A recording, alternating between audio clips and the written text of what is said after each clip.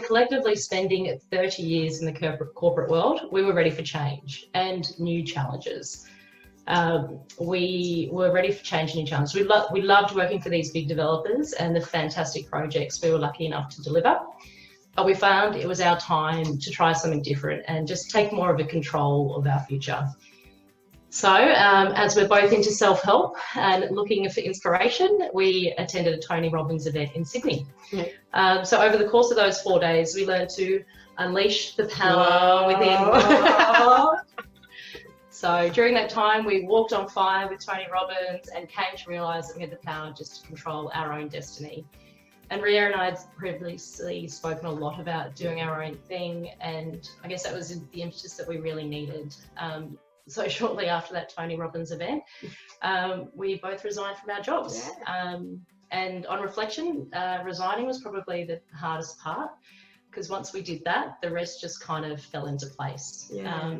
And I think, like, importantly, we also saw that there was a gap in the market as well. So for us, we'd had these extensive careers in corporate, and and we were dabbling with the idea of starting our own business, and then one day we decided, we'd go off to Tony Robbins and quit our jobs, and let's just literally, it wasn't years of planning, we had 12 months workbook looking forward. It was literally, okay, let's quit our jobs and have a crack. I think we literally, like that picture shows, jumped off a cliff.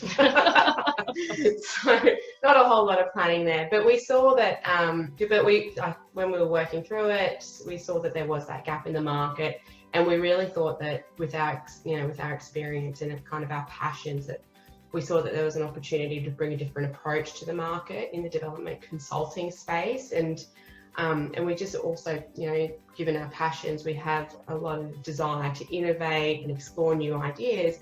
And whilst we work with some amazing companies, we saw that being a smaller organisation, a little bit more nimble and flexible in being able to follow some of those through. And then, at the end of the day, we still want to contribute to, like Adam was saying, the positive social, economic, environmental outcomes.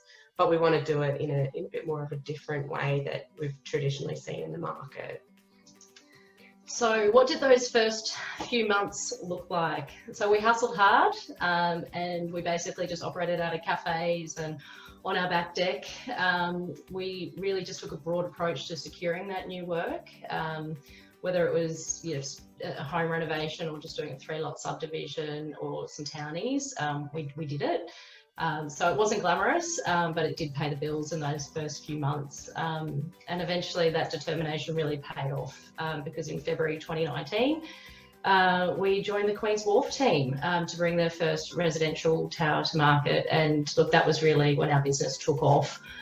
So from a home renovation to a 64-storey tower, we just thought we could do anything. But it turned out that was just a little bit confusing for the market. So we have refined our services to just focus on the residential-led mixed-use developments, and also focusing on clients that are usually more experienced and sophisticated developers. I think we learned to just shy away from those mums and dads who are just doing their first splitter or first development project. And another reason for that is it's just easier for us to align our values with our clients. So yeah, just in terms of those sort of first few challenges, we started as a trio, but within that first 9 months, we realised the goals of the partnership weren't really aligned. So it was a tough conversation, but Riye and I agreed to part ways with one of the original founders. So that was challenging. I think for us, it was also difficult to balance the delivery of projects with securing new work. For us, it was always easy just to focus on what was in hand and not think about the future pipeline of work that we needed. So we found that there was, with any new project, in terms of securing work, it's about a 3 to 6 month pipeline of a lead time. So for us, it was important just to always be in that BD mode.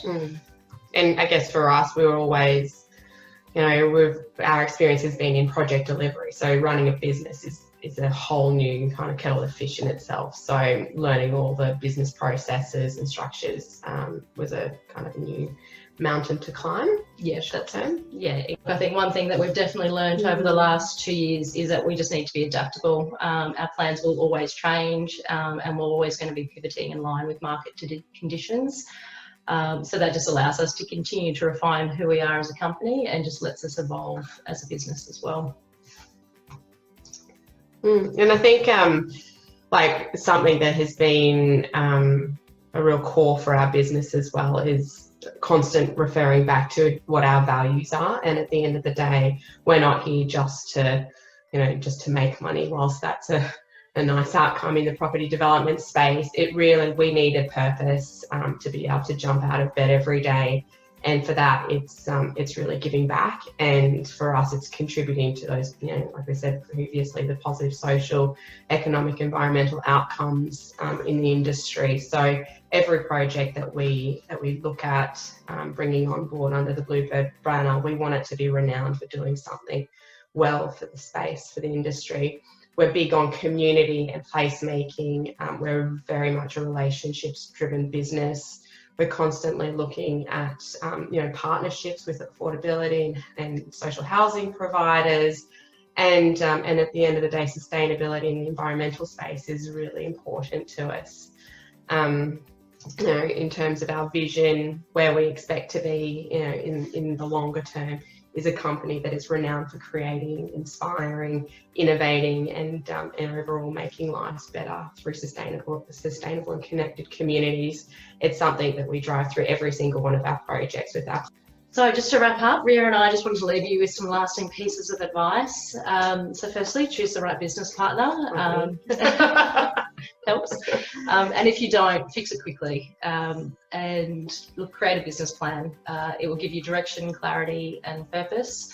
Focus on your cash flow and reducing your overheads, minimising your costs. Surround yourself with like-minded people. For us, we have a great co-working space down on James Street with other developers, project marketing, PR and creative agencies. So for us, that really does inspire us. We refer work to each other and help each other. And look, just go for it. You only live once. Life is not a dress rehearsal, so just make that jump. Thank you. Thanks, Adam. What's been the biggest challenge, and how have you overcome it?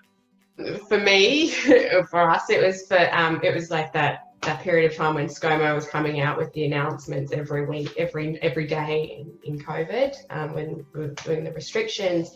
I panicked. I was literally like a headless chook running around the office. Oh my God, the world is on fire. And Claire kind of slapped me out of it. She gave me 3 days to get over it. But what that ended up transpiring into was the fact that we were able to buckle down and get really laser focused on who we are, what we want to do, where we're going, and take that time whilst the consulting world kind of quietened down, as did everything else in that period.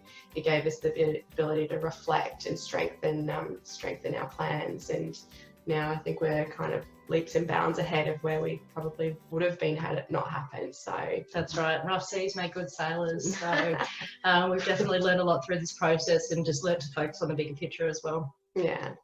Oh, fantastic. I feel